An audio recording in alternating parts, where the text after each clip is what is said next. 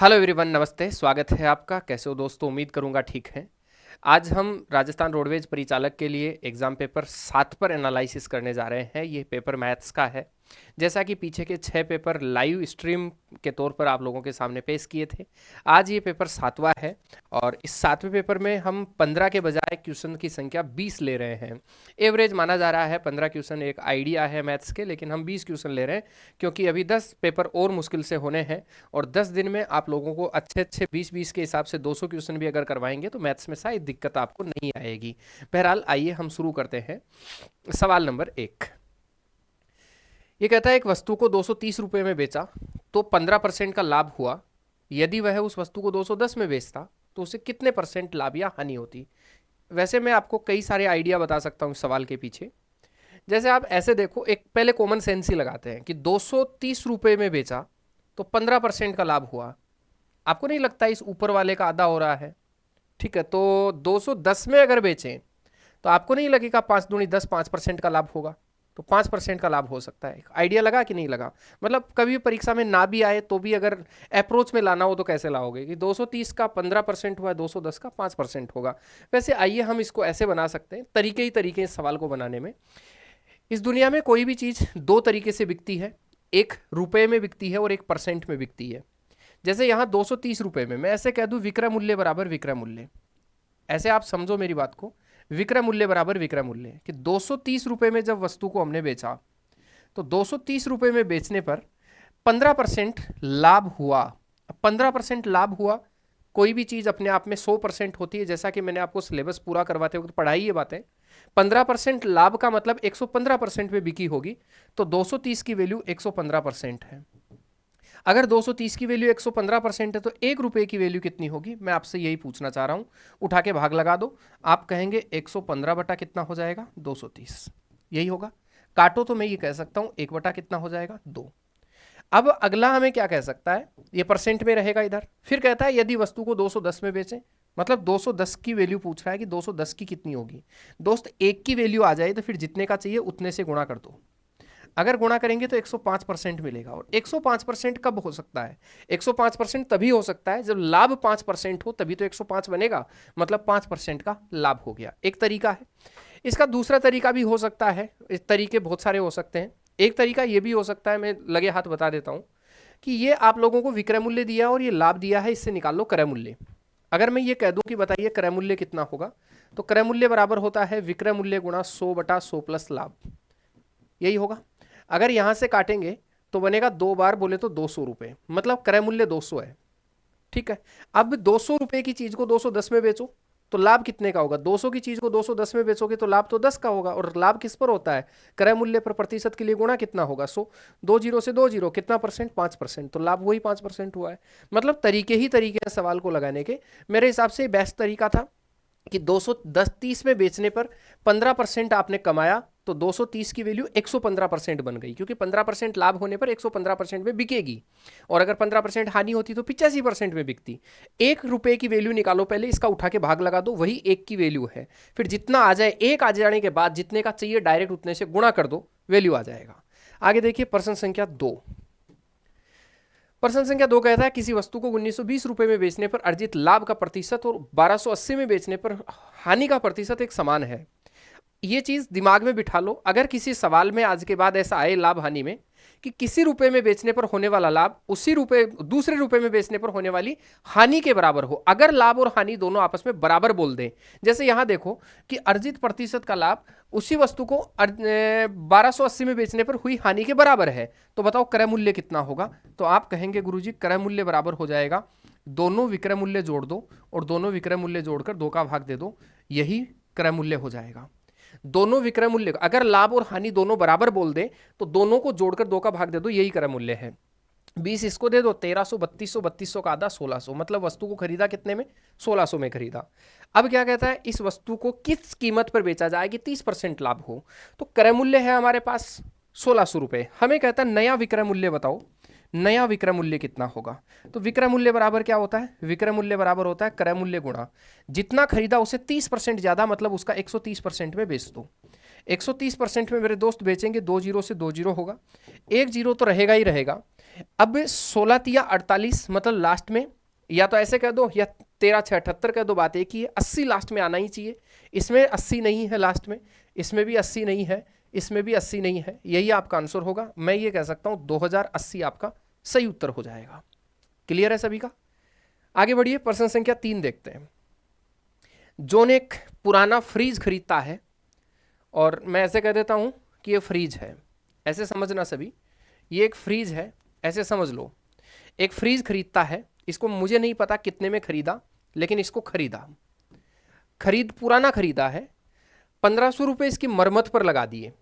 मुझे एक बात बताओ, अगर मान लो कोई व्यापारी हो, जैसे आपको मैं कहूँ, कई होते हैं गाड़ी के व्यापारी होते हैं, कहीं गाड़ी खरीद के लाते हैं, अब वो गाड़ी खरीद के लाए 2 लाख का, और उस पर आकर खर्च कर दिए 50,000, अगर 50,000 और खर्च कर दिए, तो मुझे बताओ वो जब बेचना चाहेंगे तो बेचते वक्त उनके माइंड में क्या रहेगा? उनके माइंड में यही रहेगा कि 2 लाख की खरीदी, 50,000 रुपये मैंने इस पर लगा दिए, मतलब ये गाड़ी मेरे पूरे 2.5 लाख की पड़ी है। यही तो कहोगे कि नहीं कहोगे? गाड़ी मेरे पूरी 2.5 लाख की पड़ी है। तो हमेशा ध्यान रखना, किसी भी वस्तु के जितना मूल्य खरीदा, उसमें मरम्मत पर या टैक्स का या किराए का पैसा जोड़ने के बाद ही रियल क्रय मूल्य बनता है। तो ये खरीदा कितने में मुझे नहीं पता कितने में खरीदा, लेकिन जितने में खरीदा इस पर 1500 रुपये और खर्च कर दिए, ठीक है, ये मरम्मत के खर्च कर दिए। अब ये जो मरम्मत के रुपए खर्च कर दिए, इनके सहित, मरम्मत गलत लिखा है मैंने, ऐसे होगा, मरम्मत के खर्च कर दिए, तो ये 1500 रुपये प्लस फ्रीज को खरीदा, ये दोनों मिला के जितना रुपया बना वो वास्तविक क्रय मूल्य बना है। ठीक, इसका मुझे नहीं पता कितना वास्तविक क्रय मूल्य है। अब क्या कहता है, 8100 रुपये में बेचने पर 10% की हानि हुई। देखो मैं सवाल यहां से सोल्व करूंगा, आप पीछे वाली चीज पर अब ध्यान मत देना, उसको सिर्फ माइंड रख लेना। बताओ इस फ्रीज को बेचा कितने में? तो आप कहेंगे सर 8100 रुपये में बेचा। बताओ हानि कितने की हुई? आप कहेंगे हानि हुई 10% की। बताइए क्रय मूल्य कितना होगा? अच्छा एक चीज मैं आपको और बताऊं, किसी को ऐसे भी लग रहा होगा, आप में से किसी को गणित ज्यादा आती होगी, तो वो ऐसे सोच रहा होगा कि गुरुजी ऐसे क्या, मतलब हर बात को लिख लिख के बता रहे हैं। मेरा मकसद है मैक्सिमम लोगों तक लाभ पहुंचे, मैक्सिमम लोगों के हित में ये क्लास जाए। जैसे कई ऐसे भी मेरे भाई बहन हैं जिन्होंने लंबे टाइम से पढ़ाई नहीं करी है, गणित से उनका सही ढंग से वास्ता नहीं रहा है, गणित से आज भी डरते हैं, वो लोग भी परीक्षा में 2 सवाल सही करके आए, ये मेरी अंतिम इच्छा है। वैसे इस परीक्षा के लिए अंतिम इच्छा है, जीवन की अंतिम इच्छा नहीं है, इच्छाएं और भी हैं, मनुष्य योनि में जन्म लिया है तो इच्छाएं केवल इतनी ही नहीं हो सकती। बहरहाल विक्रय मूल्य और हानि दे दी, क्रय मूल्य आप लोगों को मैं पूछूं कि क्रय मूल्य क्या होगा, तो आप कहेंगे सर क्रय मूल्य बराबर क्या होता है? क्रय मूल्य बराबर होता है, क्रय मूल्य का फॉर्मूला होता है विक्रय मूल्य गुणा 100/100 प्लस माइनस लाभ हानि। तो कितना हो जाएगा? 90। अगर मैं इसको काटना चाहूं तो काटूंगा तो 9 9 81, मतलब 90 बार कटेगा। तो बताओ क्रय मूल्य कितना हो गया? 9000। मतलब उसको खरीदा कितने में? 9000 में खरीदा। क्या वाकई में 9000 में खरीदा? नहीं सर, 9000 कौन सा मूल्य आया है मेरे दोस्त? 9000 आया है ये दोनों मिला के, क्योंकि जो हानि हुई है वो इस पूरे मूल्य पे हुई है। तो 9000 आया है ये दोनों मूल्य मिला के, 9000 रुपए है। अब वाकई में हमें कहता है खरीदा कितने में, शुरू में कितने में खरीदा, ये याद रखना। ये 9000 रुपए मरम्मत वाले रुपए मिलाने के बाद हैं, इसमें से मरम्मत वाले रुपए घटा दो।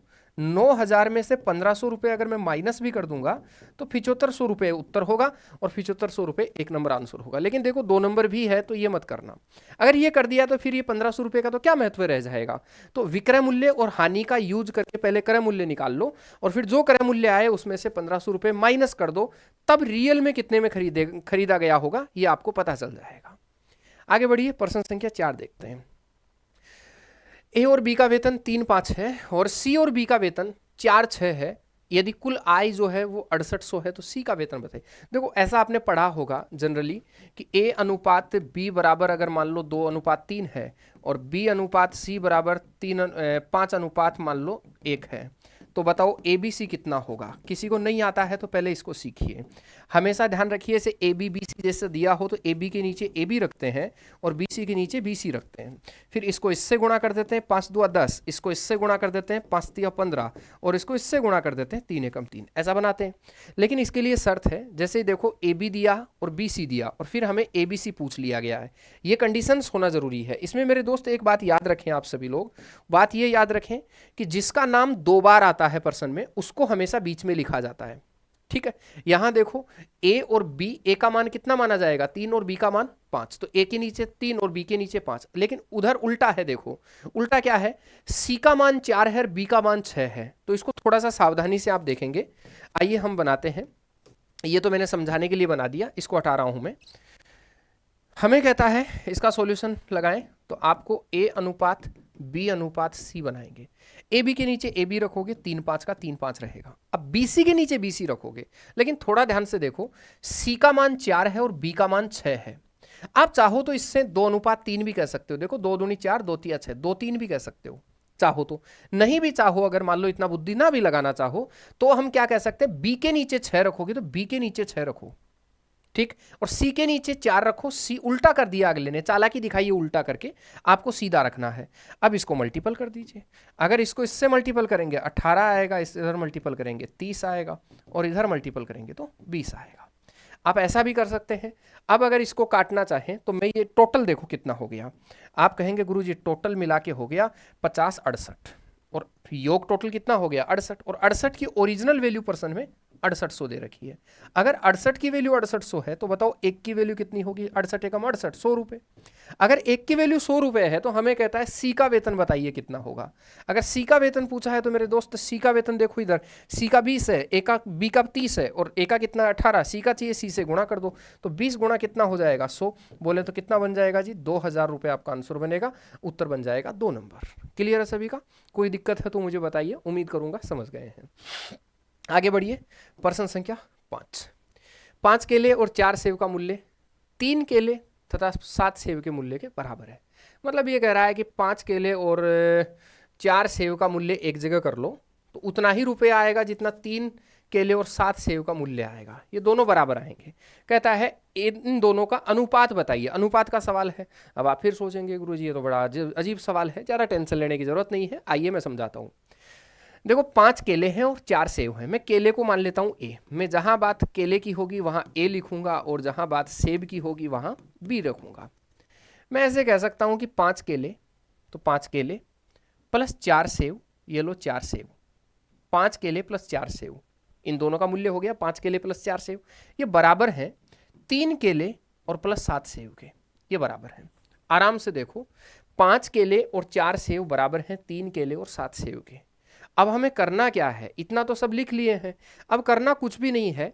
ए वाले पद एक तरफ और बी वाले पद एक तरफ। एक बात याद रखना, समाज हो कि गणित हो, हमेशा पावरफुल के पास कमजोर उठ कर जाता है। ए वाले पद दोनों एक तरफ, इधर 5a है और इधर 3a है, कमजोर कौन है इसमें से 3a है, ये 3a उठकर इधर आ जाएगा। अब जैसे ये प्लस का है तो इधर आकर माइनस हो जाएगा, भाई प्लस वाली चीज उधर आकर माइनस हो जाती है और माइनस वाली प्लस हो जाती है, जो गुणा में होती है वो भाग लग जाती है, जो भाग में होती है वो गुणा लग जाती है, यही होता है।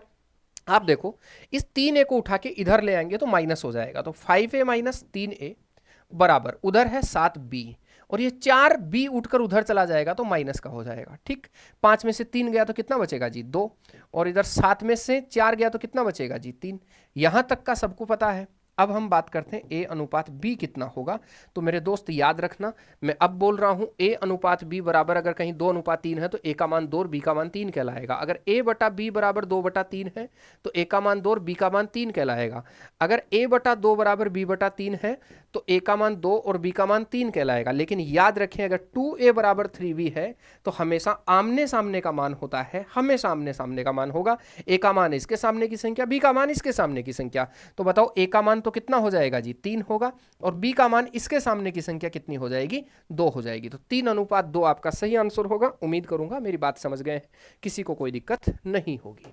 ठीक है सभी का, आगे बढ़ते हैं, प्रश्न संख्या 6 देखेंगे। कहता है एक थैले में 20 रुपए, 10 रुपए और 5 रुपए के नोट 3 4 5 के अनुपात में है। याद रखें 3 4 5 के अनुपात में जो दे रखा है ये आप लोगों की संख्या है, नोटों की संख्या है, ठीक है। 3 4 5 के अनुपात में संख्या है। अच्छा नोट कितने कितने के, ऐसे समझो ये थैली है, ठीक है, और इस थैली में कुछ नोट तो है 20 रुपए के, कुछ नोट हैं 10 रुपए के, और कुछ नोट हैं 5 रुपए के। हमें नहीं पता ओरिजिनल कितने नोट हैं, नहीं पता, लेकिन मुझे ये पता है, जैसे मान लो मैं आपको एक थैली पकड़ा दूं और ये कह दूं कि इसमें कुछ नोट 20 के हैं, कुछ 10 के हैं, कुछ 5 के हैं, बताओ कितने रुपए। आप कहेंगे पगला गया है मास्टर, ऐसे कैसे पता चलेगा। तो मैं आपको ऐसे कहता हूं, देख मैं ओरिजिनल तो नहीं बताऊंगा, हो सकता है ओरिजिनल कितना हो, लेकिन मैं तेरे को अनुपात बता रहा हूँ।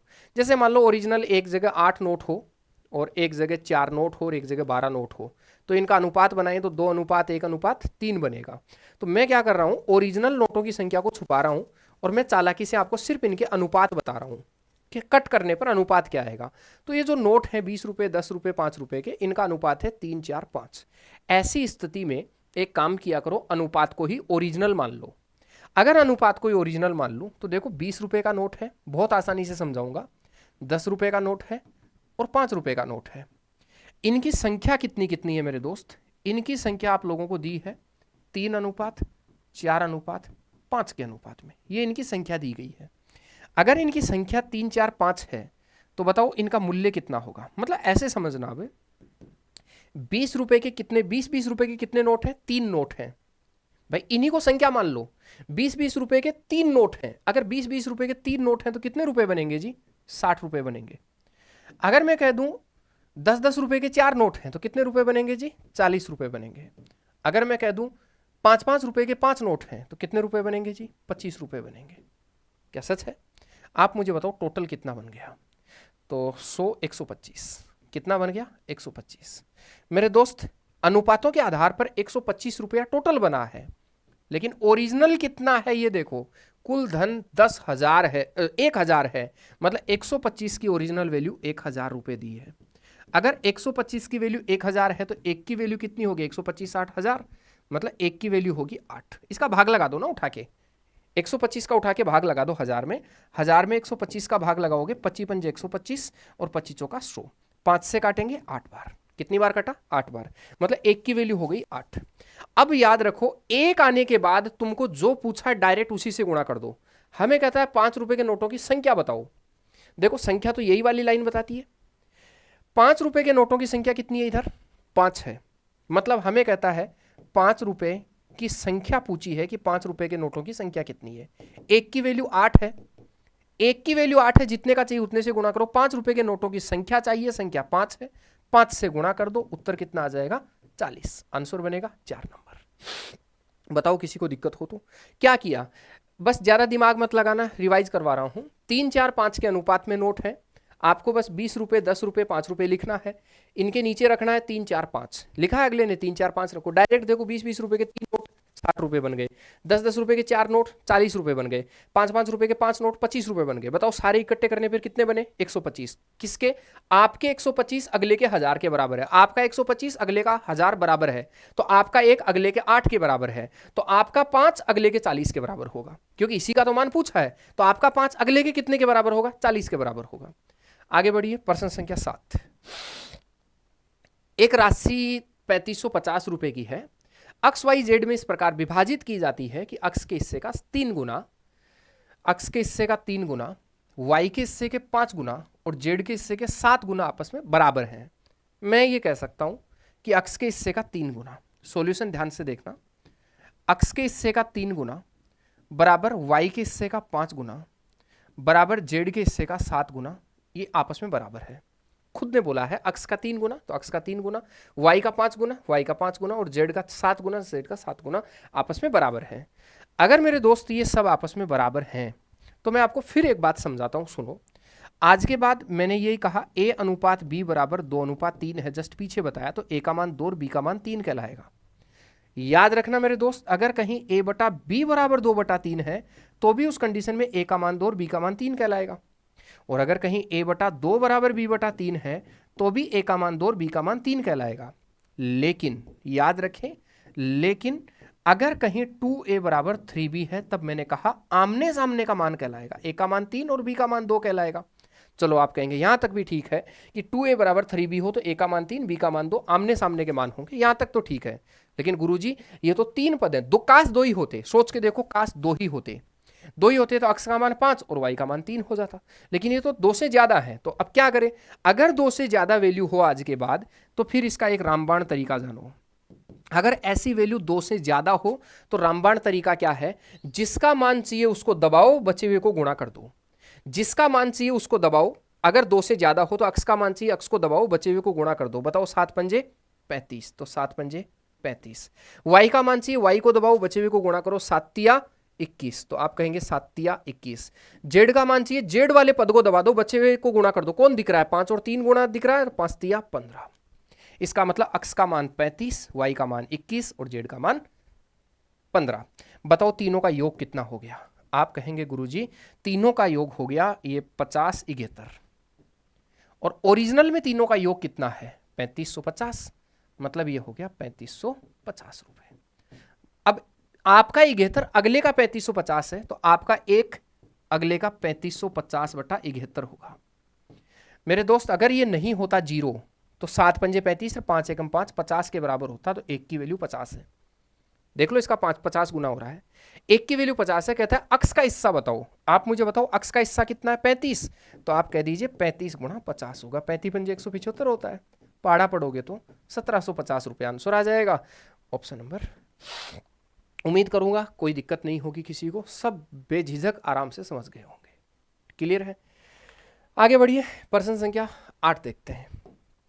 प्रश्न संख्या 8 कहता है एक आयत की लंबाई और चौड़ाई में क्रम से 30% प्लस और -20% परिवर्तन किया जाता है, आयत के क्षेत्रफल में कितने परसेंट का परिवर्तन हुआ? देखो इस तरह की दो अगर परिवर्तन वाली बात आए कहीं भी, तो फॉर्मूला होता है a + b + ab बटा 100%। ये फॉर्मूला अप्लाई किया जाता है, a + b + ab बटा 100% का फॉर्मूला यूज करते हैं। a की जगह क्या यूज करोगे? a की जगह प्लस का 30 होगा, और b की जगह क्या यूज होगा? माइनस का 20 होगा, तो माइनस का 20 होगा, प्लस तो प्लस, फिर क्या होगा? 30 गुणा माइनस का 20, और बटा कितना हो जाएगा? 100। दोस्त आराम से देखो, अगर यहां हल करूंगा तो माइनस प्लस का 30 माइनस का 20, प्लस का कितना बचेगा? 10 बचेगा। अब देखो 2 जीरो से तो 2 जीरो कट गए, प्लस माइनस माइनस, और 3 दूनी कितना हो जाएगा? 6, प्लस का 10 और माइनस का 6, प्लस का कितना बचेगा? 4, और प्लस 4 का मतलब ऑप्शन नंबर कितना बन जाएगा? 4। 4 नंबर आपका सही आंसर होगा, 4% का परिवर्तन होगा। कुछ नहीं करना है, इस तरह का अगर कोई भी आता है तो a + b + ab बटा 100% में अप्लाई कर दो। एक बात और, इसी के साथ एक बात और आपको बताना चाहूंगा।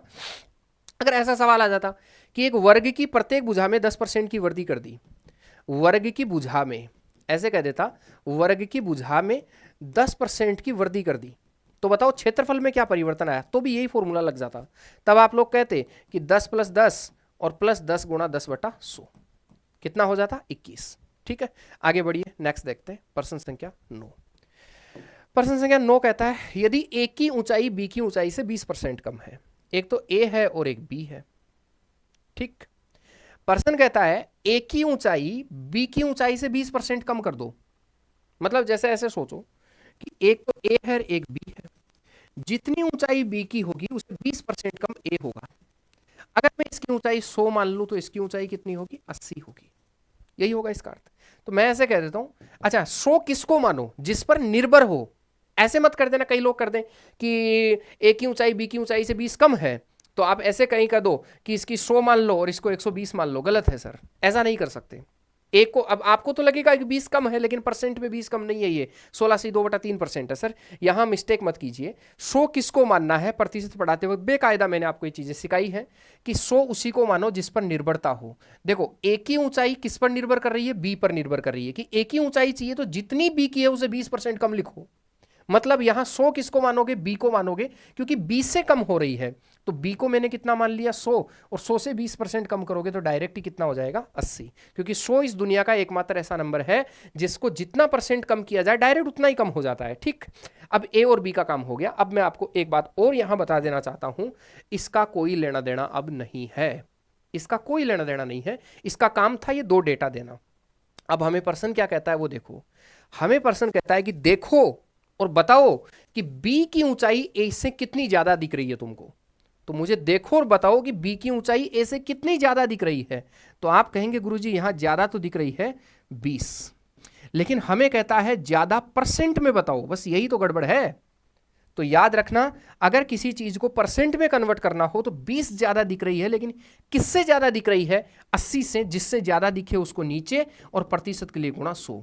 याद रखना, जितना कम या ज्यादा हो उसको ऊपर लिखो, और जिससे कम या ज्यादा हो उसको नीचे प्रतिशत के लिए गुना 100 लिखो। अब अगर आप कहेंगे यहां, तो मैं यही कहूंगा कि 20 चौका 80 हो जाएगा और 25 चौका 100 हो जाएगा। कितना परसेंट आ जाएगा मेरे दोस्त? 25% उत्तर आ जाएगा।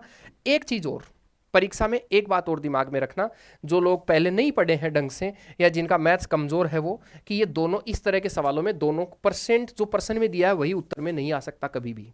अगर परसेंट में 20 दिया है, जल्दबाजी में 20 मत लगा के आना वहां। कई लोग ऐसे होते हैं कि 20 इसमें दिया है, वो सोचते हैं ऐसे कि यार 20 ही तो कम है, ये तो 20 ही तो ज्यादा है, ये 20 कम है, तो 20 ही उत्तर करके आ जाते हैं। नहीं सर, जो प्रश्न में दिया है वही वापस उत्तर नहीं होगा। 6 तारीख तक इतनी सी बात याद रख लो, बाकी 6 तारीख बाद हम सोचते रहेंगे। और ठीक, आगे बढ़िए। प्रश्न संख्या 10। प्रश्न संख्या 10 क्या कहता है? एक परीक्षा में 80% विद्यार्थी अंग्रेजी में, हमारे ऑपरेटर भी पता नहीं क्या नशा करते हैं, अंग्रेजी में 85% गणित में, और अंग्रेजी में 85% विद्यार्थी, 80% विद्यार्थी अंग्रेजी में, 85% विद्यार्थी गणित में और 75% विद्यार्थी दोनों विषयों में उत्तीर्ण हुए। यदि दोनों विषयों में फेल होने वालों की संख्या 40 है तो परीक्षार्थियों की संख्या बताइए। बहुत जबरदस्त तरीका बताया था मैंने। आइए इसको दो तरीके से हम सोचते हैं। देखो, इस तरह का अगर सवाल कभी आए तो इसका एक रामबाण तरीका आपको मैं बता रहा हूं। यहां किसकी बात हो रही है? एक परीक्षा में 80% विद्यार्थी अंग्रेजी में, 85% विद्यार्थी गणित में और 75% विद्यार्थी दोनों विषयों में उत्तीर्ण हुए। किसकी बात हो रही है? पास की बात हो रही है। यहां टोटल मिलाकर कह रहा है पास, ये भी पास ही है, ये भी पास है और ये भी पास है। इन तीनों परसेंट के लिए अगर पास है तो यहां मैं पास पर बात करूंगा। अगर इन तीनों परसेंट के साथ में फेल शब्द लिखा हुआ होता तो यहां मैं फेल पर बात करता। यहां तीनों परसेंट के साथ पास है, इसलिए मैं लिखूंगा कुल पास कितने हुए। मैं लिखूंगा कुल पास कितने हुए।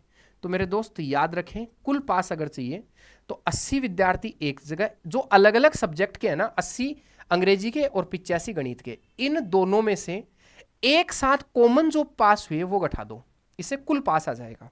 देखो 80 विद्यार्थी गणित में है, परसेंट लगाना चाहो परसेंट लिख लो, कोई दिक्कत नहीं है। 80% अंग्रेजी में, 85% गणित में, ये दोनों अलग अलग विषय हैं, लेकिन 75% दोनों विषयों में। कौन से दोनों? यही तो दोनों विषय है। तो इन दोनों में जो कॉमन पास हुए उसको माइनस कर दो।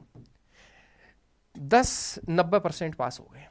रियल पास कितने हो गए? 90। एक चीज ध्यान रखना, इस दुनिया की कोई भी चीज अपने आप में 100% होती है। अगर मैं कह दूं पास 90% हो गए तो बताओ फेल कितने हुए? 10%। अरे बोलो हाँ कि ना, फेल कितने हुए? तो मैं कहूं कि कुल फेल बताओ कितने हो गए, तो आप कहेंगे गुरुजी कुल फेल हो गए कितने? 100% टोटल होता है, उसमें से 90 पास हो गए, 10% टोटल फेल हो गए। पर्सन कहता है इस 10% की वैल्यू 40 है, मतलब 10% के बराबर 40 छात्र हैं। अगर 10% के बराबर 40 छात्र हैं तो 1% के बराबर कितने छात्र होंगे? 4। 0 से 0 कट गया। कहता है परीक्षार्थियों की संख्या कितनी होगी? 100% के बराबर कितने विद्यार्थी होंगे? 400। या फिर आप ऐसे भी कह दो कि 10 की वैल्यू 40 है तो 100 की वैल्यू 400 हो जाएगी, कह दो डायरेक्ट ही, तो उत्तर कितना आ जाएगा? 400। अब कई भाई साहब को ये नहीं समझ में आया कि गुरुजी बाकी ठीक है, हम समझ गए कि कुल पास आपने 90 निकाल दिया तो फेल पीछे बचे 10%, क्योंकि कोई भी चीज 100% होती है और 10% की ओरिजिनल वैल्यू पर्सन में 40 दी है, तो 10 की वैल्यू 40 है तो 100 की 400 की, हम ये तो समझ गए। लेकिन हमें ये नहीं समझ में आया कि 80%, 85% माइनस 75 कैसे किया है। तो देखो मैं आपको एक स्टोरी बताता हूं, इसका मतलब क्या है। एक कक्षा में विद्यार्थी थे 100, पूरे विद्यार्थी थे 100। प्रिंसिपल गए क्लास में, प्रिंसिपल सर जाकर कहे कि बच्चों, पहले बच्चों के पास नहीं गए, माफी चाहूंगा, इसको थोड़ा मॉडिफाई करता हूं स्टोरी को, जमाना 5G आ गया है। वो रिजल्ट आया, प्रिंसिपल साहब ने अंग्रेजी वाले मास्टर को बुलाया कि सर हमारी कक्षा में 100 विद्यार्थी थे, आप हमें बताओ आपके सब्जेक्ट में कितने पास हुए। तो अंग्रेजी वाले मास्टर ने लिखवाया कि गुरुजी मेरी विषय में 80% 80 बच्चे पास हो चुके हैं। प्रिंसिपल ने लिख लिया कि 80 पास हो गए। फिर बुलाया गणित वाले को, बोला गणित वाले सर आप बताओ आपके सब्जेक्ट में कितने बच्चे पास हुए। गणित वाले ने कहा सर मेरे सब्जेक्ट में तो 85 पास हुए, कांजी पढ़ाते हैं ना गणित, तो 85 पास हुए। गुरुजी ने जोड़ा, गुरु ने जोड़ा तो दोनों मास्टरों ने जो बताया उसका योग 165 हो गया। मास्टर जी, प्रिंसिपल सर का माथा खराब हो गया। वो कह रहा है कि क्लास में बच्चे ही 100 हैं, तुम दोनों मास्टर 165 कहां से ला दिए, झूठ बोल रहे हो। सबसे पहले सब गणित वाले पे गया, गणित वाले ने झूठ बोला होगा। प्रिंसिपल सर पहुंच गए क्लास में, जाके 100 बच्चे बैठे थे सामने। बोले बच्चों बताओ अंग्रेजी में कितने बच्चे पास हुए हैं, हाथ खड़े करो। 80 ने हाथ खड़े कर लिए। 80 ने हाथ खड़े कर लिए तो पक्का गणित वाले पे शक चला गया कि ये निकम्मा है, झूठ बोला है।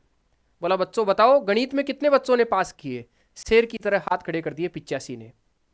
प्रिंसिपल ने देखा कि मास्टर ने दोनों ने झूठ नहीं बोला, फिर गड़बड़ कहाँ गई। इसका मतलब कुछ बच्चे ऐसे हैं जो दोनों पक्षों में हाथ खड़े कर दिए। तो बोला कि ऐसे बच्चे बताओ जिन्होंने गणित और अंग्रेजी दोनों को पास कर लिया। तो 75 ने हाथ खड़े कर दिए। तो रियल में 75 बच्चे डबलिंग हो गए कि नहीं हुए? 75 बच्चे इसमें भी आ गए, 75 बच्चे इसमें भी आ गए। अब 75 बच्चे 2 बार काउंट हो गए, जबकि काउंट एक ही बार होना था। एक बार ज्यादा काउंट हो गए तो वापस माइनस कर दो। इसलिए दोनों अलग अलग को जोड़कर जो कॉमन है उसको माइनस कर दिया जाता है।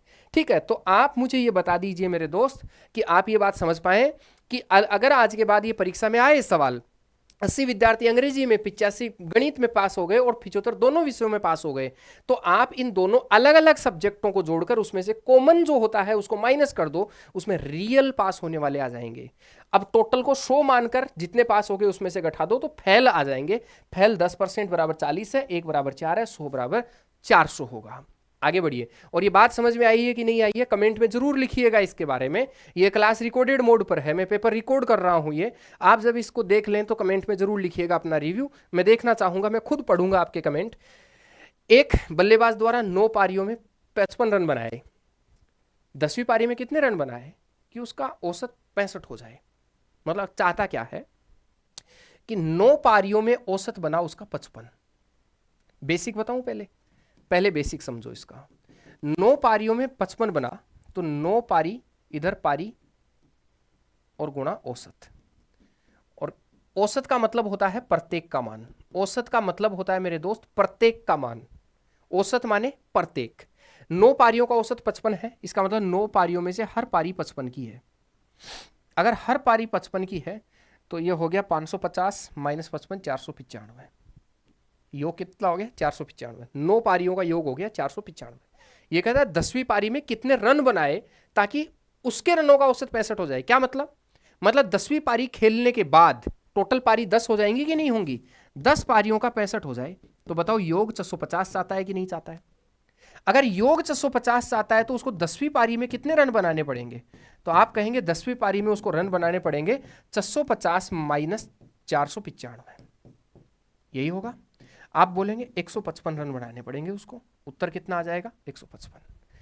9 पारियों का औसत 55 है तो योग हो गया 495। 10वीं पारी में कितने रन बनाए, इसका मतलब आप लोगों को 10वीं पारी के रन चेक करने हैं। 10वीं पारी में रन कितने बनाए कि औसत 65 हो जाए, मतलब 10 के 10 का औसत 65 हो जाए। अगर 10 का औसत 65 होगा तो 450 बनेगा, माइनस कर दो उत्तर आ जाएगा 155। एक आइडिया और है, एक आइडिया मैं आपकी जगह होता तो ऐसे नहीं करता बिल्कुल भी, लेकिन तुम रोडवेज वाले हो और अपने को जितना भी आता है कैसे भी ज्ञान निकाल के आना है 100 बातों की, एक बात यही है।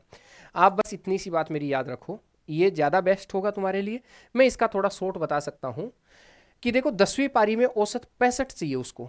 मतलब 10वीं पारी में ए से 1 2 3 4 5 6 7 8 9 10 इन सब पारियों का औसत 65 चाहने का मतलब है सब में 65 नंबर होने चाहिए। अब बताओ इन सब में 55 नंबर तो है ना सबके, पहले से ही है। 10वीं में भी 65 और इनमें भी 65 हो जाए तो 10वीं में 65 तो उसको बढ़ाना ही है, 65 नंबर तो उसको लाने ही है, प्लस इनमें 55 तो पहले से ही है। सब में 10 और लाना पड़ेगा। अगर सब में 10 और लाएगा तो 9 10 90 और लाएगा कि नहीं लाएगा? 155 हो गया कि नहीं हुआ? उत्तर 155 हो गया।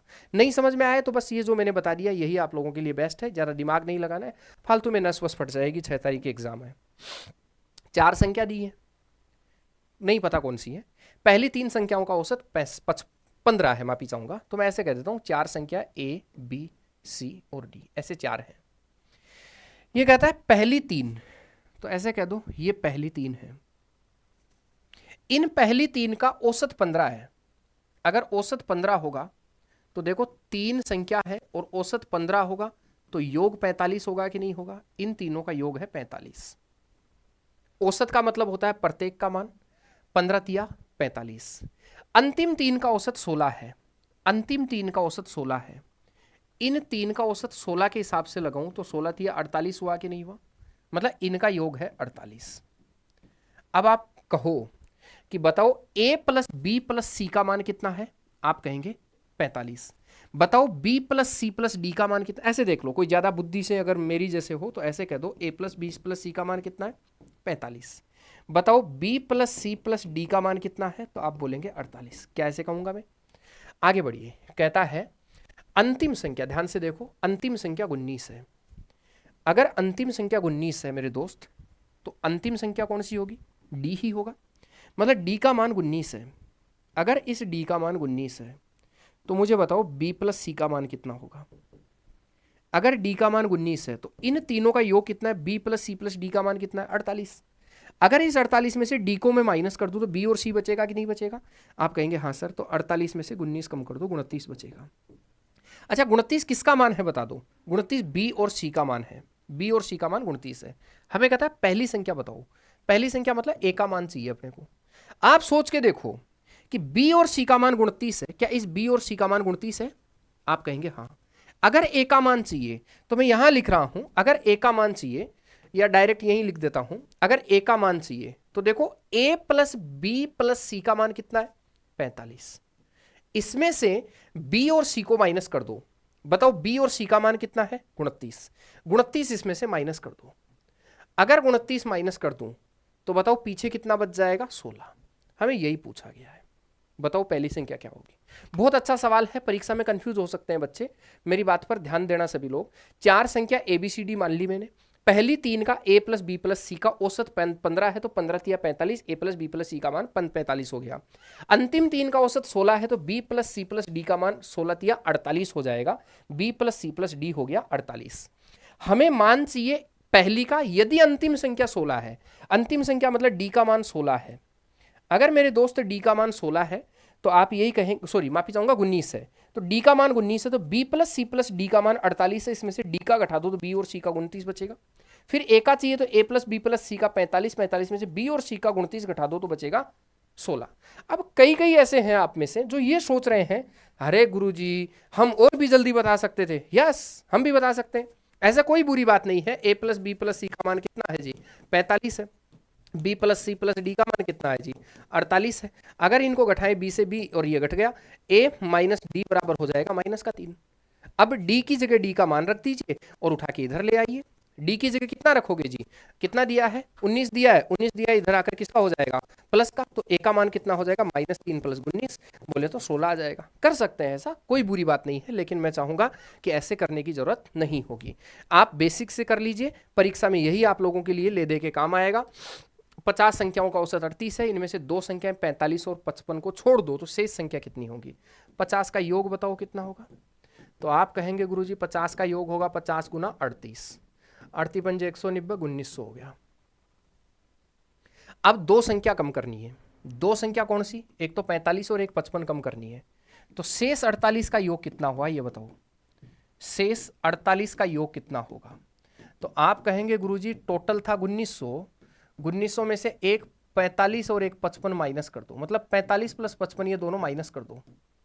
45 55 100 होता है, 100 माइनस कर दो 1800 बचा। 1800 योग शेष 48 का है, शेष का औसत पूछा है कि बताइए शेष का औसत कितना होगा, तो आप कहेंगे 1800 बट्टा 48 होगा। और 1800 बट्टा 48 देखोगे तो आप कहोगे 15 12 180, 37.5 आ जाएगा। चेक कर लो, चाहे खांसी आ गई मेरे, काट के दिखाऊं। अगर 12 से काटें तो 15 12 180 और 12 चौके 48, 4 से काटें 37.5 आ गया। ठीक है, आगे बढ़िए। प्रश्न संख्या 14 क्या कहता है, प्रश्न संख्या 14 कहता है पहली 10 अभाज्य संख्याओं का औसत कितना है। देखो अभाज्य संख्या कौन सी होती है, अभाज्य संख्या वो होती है जो एक व स्वयं के अलावा अन्य से विभाजित नहीं होती है, जो केवल एक और स्वयं से विभाजित हो। अगर औसत पूछा है कि पहली 10 अभाज्य संख्याओं का औसत बताओ, तो 10 अभाज्य संख्या लो। अभाज्य संख्या हमेशा 2 से शुरू होती है, 2 3 5 7 11 13 17 19 23, ये तो हो गई 9 और ये हो गई 29, 10 और बटा कितना कर दो 10 कर दो। अभाज्य संख्या होती है जो एक और स्वयं के अलावा किसी अन्य संख्या से विभाजित नहीं हो, जिसमें केवल और एक और खुद का ही भाग जाए, वो अभाज्य संख्या कहलाती है। पहली अभाज्य संख्या 2 है, दो ऐसी संख्या है जो सम भी है और सम होने के साथ साथ अभाज्य भी है। अगर इस दो को हटा दिया जाए तो बची हुई संख्याएं केवल सम नहीं होंगी, अभाज्य ही होंगी और विषम में रहेंगी। फिर तीन क्योंकि दो में देखो, दो में एक और दो के अलावा किसी का भाग नहीं जाता, तीन में एक और तीन के अलावा किसी का भाग नहीं जाता, पांच में एक और पांच के अलावा किसी का भाग नहीं जाता, सात में एक और सात के अलावा किसी का भाग नहीं जाता। देखो नौ में एक का, तीन का और नौ का भाग जाता है, तो एक और स्वयं के अलावा तीन का भाग चला गया, नौ नहीं होगा। 11 में एक और स्वयं के अलावा किसी का भाग नहीं जाता। ऐसे जब अभाज्य संख्या हम लिखना शुरू करेंगे तो आप लोग यही कहेंगे कि महाराज अभाज्य संख्या 2 3 5 7 11 13 17 19 23 और 29, ये 10 संख्या हो गई। जोड़ो 3 2 5 5 10 7 17 11 28 41 41 और 58 58 और 19 कितना हो गया 77 77 और 23 100 100 और 129। तो 129 बटा कितना हो गया 10, बोले तो 12 पॉइंट कितना आ जाएगा 9। तो आंसर बनेगा 12.9। उम्मीद करूंगा मेरी बात समझ गए हैं, किसी को कोई दिक्कत नहीं होगी। ठीक है, 10 अभाज्य संख्याओं को जोड़ो और 10 का भाग दे दो, राशियों का योग बटा राशियों की संख्या होती है। हमें कहता है सवाल नंबर 15 कि 0.06 और 6 के बीच मध्यानुपाती बताओ क्या होगा। 0.06 और 6 के बीच मध्यानुपाती पूछा है। देखो पहली चीज मध्यानुपाती होता क्या है, टोटल पद होते हैं 4, ए अनुपात बी समानुपात सी और लास्ट का पद खाली छोड़ो। ए अनुपात बी अनुपात बी लास्ट का पद खाली छोड़ो, ए अनुपात बीच का पद फिर बीच का पद और लास्ट में बी लिखो। देखो अगर 3 पद दिए हों तब तो लास्ट वाला पद कहलाता है चतुर्थ अनुपाती। क्या कहलाता है? चतुर्थ अनुपाती।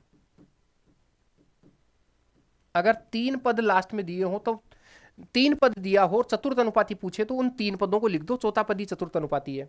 अगर प्रश्न में 2 ही पद देकर तृतीय अनुपाती पूछे तो तृतीय अनुपाती भी मेरे दोस्त लास्ट का ही पद होता है। पहली बात तो ये ध्यान रखेंगे, तृतीय अनुपाती लास्ट का ही पद होता है।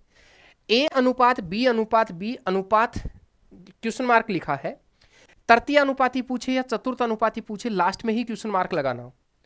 चतुर्थ अनुपाती प्रश्न में पूछेगा तो आपको 3 पद देगा, ए बी सी ऐसे 3 पद देगा कन्फर्म। तृतीय अनुपाती पूछेगा आपको प्रश्न में 2 ही पद देगा, जबकि तृतीय अनुपाती पूछे या चतुर्थ अनुपाती पूछे लास्ट का ही पद होता है। मैं फिर रिपीट कर रहा हूं इस बात को। अब अगर 3 पद दे दे तो चौथा पद खाली छोड़ दो, रख दो 3 को, हो गया चतुर्थ अनुपाती। लेकिन अगर तृतीय अनुपाती पूछे तो याद रखना तृतीय का मतलब भी लास्ट का ही निकालना होता है, लेकिन उसमें पद आपको 2 ही मिलेंगे। तो उन 2 में क्या करना है, पहला तो पहली जगह रख देना और ये 2 बार लिख देना है।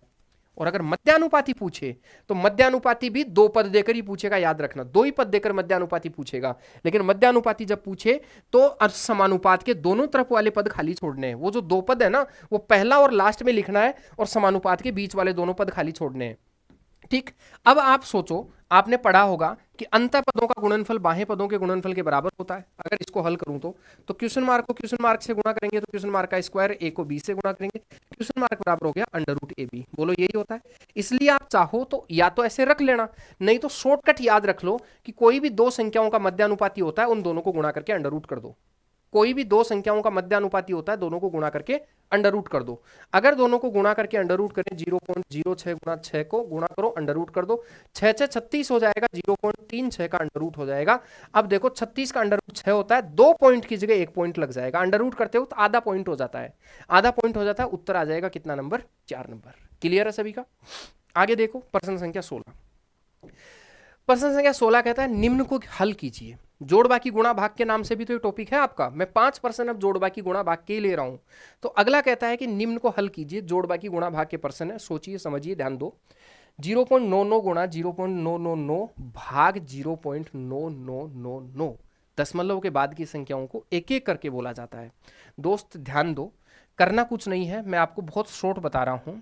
0.99 गुणा 0.999 बट्टा 0.9999, क्योंकि भाग को बट्टा में लिख सकते हैं।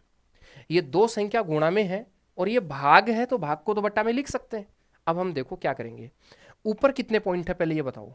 आप कहेंगे गुरुजी ऊपर पॉइंट है 2 और 3 5, जबकि नीचे कितने पॉइंट है 4। पहली तो एक चीज ऐसे समझो, पहले एक चीज तो ऐसे समझो कि इन सारी संख्याओं को बिना पॉइंट की मान लो। चलो पॉइंट पर हम बाद में कार्रवाई करेंगे, पहले इनके सबके पॉइंट भूल जाओ, हटा दो, पॉइंट है ही नहीं। मैंने कुछ भी अलग नहीं किया है, गुणा का गुणा है, भाग को बट्टा में लिखा है बस। अब मुझे एक बात बताओ, अगर मैं इससे काटूं इसको, अगर इसको काटूं तो मुझे बताओ 99 को अगर काटेंगे तो 99 को काटेंगे तो 99 कम 99, क्या सही बात है? आप कहेंगे हाँ सर। फिर भाग टूट की शून्य और 99 कम 99, कितना आएगा? 101। आप मुझे बताओ 999 बटा कितना हो गया? 101, यही होगा। इसमें एक चीज थोड़ा सा ध्यान में नहीं दिया गया, यहाँ एक चीज ये थी कि इसका लगभग वैल्यू पूछा गया था कि इसमें लगभग वैल्यू कितना होगा। ठीक है, तो आप देखो 99 कम 99 बच गया कितना? एक आगे जीरो हो जाएगा, 99 कम 99, 101 बार भाग देना है। अब आप कहेंगे गुरुजी 101 का तो भाग नहीं जाएगा, क्योंकि 101 का भाग 101 तो अभाज्य संख्या है। अच्छा, आप कहेंगे 101 तो अभाज्य संख्या है, लेकिन मुझे एक बात बताओ, 101 को अगर मैं 9 से गुणा कर दूं, आप सोच के देखना, 101 को 9 से गुणा करूं तो आप कहेंगे 9, और इधर कितना होगा? 9। तो आप कहेंगे गुरुजी तो 909 होगा, जबकि ऊपर कितना है? 999 है, मतलब ये तो मामला गड़बड़ है। तब यहां मैं फिर कह रहा हूं, इसमें वैल्यू पूछी गई थी लगभग। ठीक है, इसमें लगभग वैल्यू पूछी गई थी कि इसका लगभग मान कितना होगा। इसमें लिखना भूल गए थे, लगभग वैल्यू पूछी थी। तो मैंने क्या कहा अभी कि एक बार बिना पॉइंट की संख्या मानी तो उत्तर आया ये वाला। ठीक, अब एक चीज बताओ, ये लगभग 100 के बराबर है। आप ऐसे सोच के देखना, ये लगभग 100 के बराबर है और ये लगभग कितने के बराबर है? आप कहेंगे गुरुजी 1000 के बराबर है। अब एक चीज देखना, थोड़ा सा सोचना एक बार, कि अगर मैं 99 में किसी भी छोटी संख्या में बड़ी संख्या का भाग दूं, अगर छोटी संख्या में बड़ी संख्या का भाग दूं तो एक पॉइंट हो गया। अब अगर मैं और भी बड़ी संख्या का भाग दूंगा ना भाई, और भी बड़ी संख्या का भाग दूंगा तो वैल्यू और कम होती जाएगी, और कम होती जाएगी। मतलब इसमें अगर मैं भाग दूंगा तो लगभग जो वैल्यू आएगी वो 0.99 के लगभग आएगी। आप कहेंगे हाँ सर। अगर लगभग 0.99 के बराबर आएगी तो मतलब अगर एक ही बार भाग दोगे तो सिर्फ 0.9 ही आएगी, केवल कितनी आएगी? 0.9 ही आएगी। लेकिन हमें कहता है कि 2 पॉइंट और 3.5, 5 पॉइंट में से 4 पॉइंट काट तो 1 पॉइंट तो बचेगा कि नहीं बचेगा? और 1 पॉइंट बचेगा तो एक तो पहले से आ रहा है और एक और आ जाएगा, 2 पॉइंट पे आंसर आना चाहिए। अगर फिर भी किसी को ऐसे लगता है कि नहीं सर, तो मैं आप लोगों को एक तरकीब बताता हूं, इसको समझना, ध्यान से देखना। मैंने अच्छा वो पहले वाली चीज हटा दी, पहले मैं वो वापस लेके आता हूं। अगर कोई ऐसे सोचे कि सर पहले भाग हल होना चाहिए और फिर गुणा हल होना चाहिए, क्या फर्क पड़ता है? फर्क तो पड़ता है वैसे, लेकिन यहां फर्क नहीं पड़ेगा। क्यों? क्योंकि 0.99 गुणा 0.999 बट्टा 0.9999 लिखा है। एक साथ नहीं बोल सकते, गणित का मास्टर हूं। आप इन दोनों को गुणा करके भाग भी तो दे सकते हो। आप कहेंगे हाँ। मैं अगर ऐसे कहूं 0.99 गुणा फिर 0.999, ठीक, ये मल्टीपल हो गया। अब इसमें भाग देना है आप लोगों को 0.1234, इसी का भाग देना है। बताओ 0.98, क्योंकि मैंने कहा लगभग वैल्यू है, 0.98 आया, जबकि आना लगभग 98 किसके बराबर है? 0.99 के बराबर है। तो वैल्यू लगभग लगभग वैल्यू किसके बराबर आएगी? हालांकि ये प्रश्न लेते वक्त ही हमने थोड़ा सा गड़बड़ी इसमें ये करी है कि आप लोगों के ये लगभग वाले प्रश्न आते ही नहीं है, बिना ध्यान दिए जो है इस प्रश्न को चुन लिया गया है। लेकिन फिर भी आप लोग अगर पढ़ रहे हैं तो पढ़ लीजिए। इसके बहाने में इसमें दो चीजें आप लोगों को दोबारा बताना चाहूंगा, आप समझिए। पहली चीज, एक बार बिना पॉइंट की संख्या मान लो या फिर एक पॉइंट रख लो। मैं बिना पॉइंट की संख्या मानूं, ये 99 है, वापस रिपीट कर रहा हूं एक बार, कम से कम और भी नहीं तो जो इसका नॉर्मल पर्सन आएगा वो तो सही करके आओगे तुम भाई, अच्छा वाला नहीं तो नॉर्मल तो करो। 99 का भाग देंगे, 99 कम 99, भाग टूट के शून्य, 99 कम 99, ये पता है मैंने सिखा रखा है सारा। अब ये आ गया 999 में भाग देना है अपने को 101 का। देखो ये लगभग भाग जाएगा 0.9 बार। कितने के बार? मतलब अगर इसमें और भाग दें तो जैसे कि 0.98 ये ऐसे मतलब कह दो। अच्छा, कई सोच रहे हैं गुरुजी 101 ही है, मतलब ऐसे सोचो कि 9.9 बार तो भाग जाना ही चाहिए ना भाई। एक चीज बताओ, ऐसे हो, अगर ऊपर 1010 होता, 1010 होता तो भाग कितनी बार जाता? 10 बार जाता। ऐसे समझ जाओ फिर, 1010 होता तो भाग कितनी बार जाता? 10 बार जाता। क्या 1010 से छोटा है? तो बताओ भाग 10 बार की जगह 9.9 बार जाएगा कि नहीं जाएगा? अब 9.9 बार भाग जाएगा, चलो ठीक है 9.9 बार भाग जाएगा। अब मुझे एक बात बताओ, ऊपर पॉइंट कितने हैं? 3 और 2 5, नीचे कितने हैं? 4। 5 में से 4 कट के तो एक पॉइंट और बचा कि नहीं बचा? तो 9.9 तो पहले से एक और बच गया, तो मतलब 2 पॉइंट हो गए कि नहीं हुए? इसलिए उत्तर कितना आ जाएगा? 9.99 आप लोगों का आंसर हो जाएगा। जाम हो गया, चल भाई ठीक है। आगे देखो प्रश्न संख्या 17, बढ़िया सवाल है। प्रश्न संख्या 17, 8/5 में से कितना घटाएं कि 5/8 आ जाए? कितना बढ़िया सवाल है। ये कहता है 8/5 में से कितना घटाएं ताकि 5/8 आ जाए। तुम ऐसे मत सोचा करो कभी भी।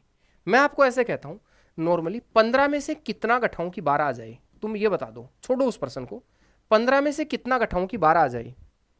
आप कहेंगे कि गुरुजी 15 में से 3 घटाओगे तो 12 आएंगे।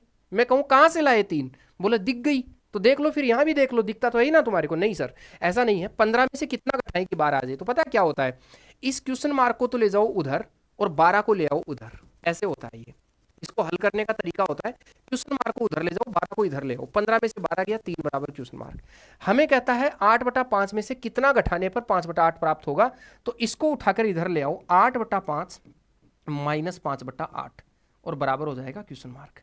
अब इसको तो मैंने खूब जोड़ बाकी पढ़ाई है आपको, जोड़ बाकी पढ़ाने में कोई गुंजाइश नहीं छोड़ी है। अरे मैं तो कहता हूँ यूट्यूब पे भी पढ़ा रखी है, देखो तो सही, मैंने लाइव क्लासें ले रखी है, वहां से पढ़ लो। और भी नहीं तो 8/8 64 और 5/5 25 बटा 8/5 40, ये हो जाएगा सर 39 बटा कितना 40। देखो देखिए 39/40 ऑप्शन में है क्या, उत्तर आ जाएगा। लघुत्तम लेकर कर लो, नहीं तो शॉर्टकट होता है, इसको इससे गुणा करो 8/8 64, इसको इससे गुणा करो 5/5 25 और गुणा करके नीचे लिख दो 8×5 40। ये सब मैंने यूट्यूब पे पढ़ा रखा है, आप आराम से इन्हें देख सकते हो। आगे बढ़ते हैं, प्रश्न संख्या 18, बहुत बढ़िया सवाल है। ये कहता है 777 से 1/5 और 777 से सही 2/5, फिर 3/5, फिर 4/5 का सॉल्यूशन क्या होगा। इसका सबसे बेस्ट तरीका आपको मैं बता रहा हूं, इस तरह का अगर कभी भी सवाल आए तो आपको कुछ नहीं करना है, पूर्ण भागों को एक साथ लिख लेना है। जितने भी पूर्ण भाग हैं, इन पूर्ण भागों को एक साथ रखना है मेरे दोस्त। ये पूर्ण भाग एक साथ रख लो, ठीक। और भिन्न भागों को एक साथ रख लो, 1/5, 2/5, 3/5 और 4/5। ऐसे भिन्न भागों को एक साथ रख लो, पूर्ण भाग एक साथ, भिन्न भाग एक साथ। अब देखो इसको तो डायरेक्ट भी ऐसे कह सकते हो, 777 4 बार जुड़ेगा तो 4 से गुणा कर दो, 7 चौका 28, फिर 7 चौका 28 और 2 30, 7 चौका 28 और 3 31। बताओ 3108 आया कि नहीं आया? प्लस अब बताओ इधर एलसीएम कितना आएगा। हर सम्मान है अंश जुड़ जाएंगे, हर सम्मान है अंश जुड़ जाएंगे मेरे दोस्त। आप मुझे बताओ 3108 प्लस 4 3 7 2 9 1 10, 10 में 2 5 का भाग दिया 2, तो बताओ 3110 आया कि नहीं आया? और 3110 बोले तो ऑप्शन नंबर 4 होगा कि नहीं होगा? आराम से देखो, ज़्यादा दिमाग नहीं लगाना है। मैं फिर से रिपीट कर रहा हूँ इस बात को, सीधा सीधा समझिए। जितने भी पूर्ण भाग हैं इनको एक साथ जोड़ लो, तो पूर्ण भागों को एक साथ जोड़ो, 777 777 777 777, इन सबको जोड़ोगे तो आएगा 3108। डायरेक्ट जोड़ने के लिए देखो, एक जैसी संख्या 4 बार है तो डायरेक्ट 4 से गुणा कर दो, जुड़ गया, ठीक। प्लस भिन्न भागों को एक साथ जोड़ो, 1/5, 2/5, 3/5, 4/5 को एक साथ जोड़ो। हर सम्मान है इसलिए अंश जोड़ दो, बात एक ही है, लघुत्तम लेने की जरूरत नहीं है। 4 3 7 2 9 1 10, 10/5 हो जाएगा, और 10/5 का मतलब तो 2 होता है। 3108 2 3100 कितना आ जाएगा? 10 आ जाएगा। क्या सीख पाओगे ऐसे? आगे बढ़िए, प्रश्न संख्या 19 क्या कहता है? प्रश्न संख्या 19, निम्न को हल कीजिए। यह भी बहुत बढ़िया बात है कि भाग में भाग है। चलो इसमें एक चीज सिखाता हूं। अगर मैं ऐसे कह दूं कि 5/4 में भाग दो 2/7 का, कैसे दोगे? बहुत लोगों को नहीं आता है ये बात, ध्यान दो। ये भी सिखा रखी है मैंने, वही मैं फिर से वही बात दोहराऊंगा, यूट्यूब पे सिखा रखी है, आप चेक तो कीजिए। देखो आज के बाद क्या करना है, कभी भी एक संख्या को दूसरी संख्या से भाग करने का ट्रिक देता हूं। आपके घर में छोटे बच्चे हो तो उनको भी सिखाना ये बात, स्कूल वाले मास्टर कम सिखाते हैं। 5/4 का तो रख दो 5/4, पहली संख्या को ऐसे कैसे रखो, भाग को गुणा कर, चेंज कर दो गुणा में, भाग को गुणा में चेंज करके आगे वाली संख्या को उल्टा कर दो, बस हो गया भाग। भाग को गुणा में चेंज करो और आगे वाली संख्या को उल्टा कर दो, हो गया भाग। 7 पंजे 35, 4 दूनी 8, उत्तर आएगा 35/8, ठीक। ऐसे ही मेरे दोस्त यहां समझो, इसको हल करना है। अगर इसको हल करना है तो 684 को तो 684 ही रहने दो, इस भाग को चेंज कर दो गुणा में और 1/9 लिख दो, 9 की जगह 1/9 लिख दो, प्लस इस भाग को फिर गुणा में चेंज करो। अब देखो एक चीज और, अगर मैं ऐसे कह दूं, थोड़ा और आसान बना दूं किसी के लिए, मुझे एक चीज ये बता दो। चलो एक काम करो, उसी को रहने दो, कोई 2 बार इतनी देर में तो वैसे हो जाएगा। 1/0.5 लिख सकता हूं? आप कहेंगे हाँ। अच्छा मुझे ये भी बता दो, क्या इसका पॉइंट हटाने के लिए ऊपर 0 लग जाएगा? आप कहेंगे हाँ। क्या 5 एकम 5 और 5 दूनी 10 नहीं होगा? आप कहेंगे हाँ। 9 से काटो, 8 4 12 कट जाएगा, 9 से 63, बच गया कितना पीछे? 5, 9 6 54, मतलब उत्तर बना 76 गुणा कितना? 2, और 76 गुणा 2 152 नहीं होता है? देखो देखो 152 है क्या? Option number 1। सही बात है कि नहीं है, मुझे बताओ। क्या किया मैंने, 684 का 684 रखा, भाग को गुणा में चेंज करके 1/9 लिख दिया। अच्छा, कोई ये कहे कि सर मैं इसको पहले से ही ये लिखना चाहता था, 684 भाग 9 भाग 1/2 लिख के रखता तो क्या फर्क पड़ता है। 0.5 को 1/2 लिख सकते हैं, इसको हल करते तो भी 684 गुणा 1/9 भाग को गुणा में चेंज करते 2/1, बात वही आती है। ठीक है, कैसे भी करो बात वही आएगी। आगे देखो, प्रश्न संख्या 20। प्रश्न संख्या 20 है, निम्न का मान ज्ञात कीजिए। मान क्या होगा, ध्यान दें, 225 भाग 25 भाग -10। आपको भी पता है बोर्ड मास के नियम के मुताबिक पहले कोष्टक हल होता है, कोष्टक में भी पहले भाग हो तो भाग हल होगा। मुझे बताओ पहले ये हल होना चाहिए, आप कहेंगे हाँ। अगर पहले हल होना चाहिए तो सभी लोग मुझे फटाफट बता दो, 225 में 25 का भाग दो तो 25 नाम 225 होता है कि नहीं होता है। 25 नाम 225 होता है तो 9 हुआ कि नहीं हुआ। 9 - 10 हो गया, यहां तक केवल भाग हल किया है, बाकी मैं कोई छेड़खानी नहीं कर रहा हूं, बाकी जैसा है वैसा का वैसा ही रख रहा हूं। मुझे फटाफट बता दीजिए, क्या 9 में से 10 गया तो माइनस का 1 नहीं बचेगा, और -1 को गुणा करूंगा 5 से और +2 -7 गुणा 3 हो जाएगा। मुझे फटाफट बताओ, -1 को 5 से गुणा करूंगा तो -5 +2 का 2, 7 × 21 -21, क्योंकि पहले गुणा हल होता है दोस्त, पहले गुणा हल होता है जोड़ से पहले। अब मुझे बताओ, माइनस माइनस वाली संख्या एक जगह, प्लस वाली एक जगह। माइनस का 5 और माइनस का 21, अरे तुम्हारे 5 रुपए का कर्जा 21 रुपए का और कर्जा हो गया, तो बताओ -26 रुपए कर्जा हुआ कि नहीं हुआ। और +2 रुपए वापस फायदे के हो गए, तो माइनस का 24 आंसर आया कि नहीं आया। और माइनस का 24 आंसर होगा तो उत्तर नंबर 3 बना कि नहीं बना। मैं उम्मीद करता हूं मेरी बात समझ गए हैं। ये 20% थे राजस्थान रोडवेज के लिए। अगर पेपर ढंग का भी आ जाएगा तो भी मैंने खींच के पर्सन ले लिए। हर तरफ के प्रैक्टिस कीजिए। हम 6 तारीख तक 5 तारीख तक रोज एक मॉक टेस्ट लगाएंगे। अभी तक जो भी प्रैक्टिस कर रहे हैं, जिनकी प्रैक्टिस बाकी है, ढंग से प्रैक्टिस नहीं हो पा रही है, हमने एक टेस्ट सीरीज चला रखी है जो बहुत पहले से चली आ रही है। टास्क आधारित टेस्ट सीरीज है। 100 टेस्ट इसमें अवेलेबल हैं, जिनमें का प्राइस अब केवल 49 रुपये कर दिया है। 399 रुपये हुआ करता था इसका प्राइस, क्योंकि राजस्थान में रोडवेज के लिए हमने जिस जी जान से तैयारी करवाई है, शायद ही किसी दूसरे ने करवाई होगी, मैं शायद लगा रहा हूँ। 49 रुपये सिर्फ कर दिया क्योंकि दिन 10 रहे हैं, और 10 दिन में जितना प्रैक्टिस कर सकते हो उतनी प्रैक्टिस करो। हमारे पास टेस्ट पड़े हैं, 60 माइनर टेस्ट है, 29 रिवीजन टेस्ट है, 10 फुल टेस्ट है, और एक प्री एग्जाम भी है जो अभी आयोजित होगी, शायद 28 तारीख को हम आयोजित करवा रहे हैं इसको। तो ये प्री एग्जाम भी होगी जो पूरे राजस्थान भर से होगी, ये भी इसमें शामिल है। टेस्ट के उपरांत सारे प्रश्नों का व्याख्यात्मक हल है, यातायात संकेत और प्राथमिक उपचार के प्रश्नों का संकलन भी है। मात्र 49 रुपये में है क्योंकि 10 ही दिन बचा है। वैसे वैलिडिटी इसकी 1 ईयर होगी, ठीक है, 1 साल के लिए वैलिडिटी होगी। आपको एप्लीकेशन डाउनलोड करना है, success centre Sikar. Success centre Sikar के नाम से ऐप डाउनलोड कर लो और उस ऐप पर जाकर इस टेस्ट सीरीज को आप खरीद सकते हैं। और मैं हेल्पलाइन नंबर भी लिख देता हूं, 9462 047 466 पर आप कॉल करके जानकारी भी ले सकते हैं। मैं तो कहूँगा टेस्ट लगाइए क्योंकि टेस्ट बेनिफिट हैं। कल फिर मिलेंगे एक मॉक टेस्ट के साथ। शुक्रिया। कमेंट में ज़रूर मुझे बताइएगा कैसा आपका अनुभव रहा इस टेस्ट के बाद, फिर उसी हिसाब से अगले टेस्ट का कंटेंट होगा।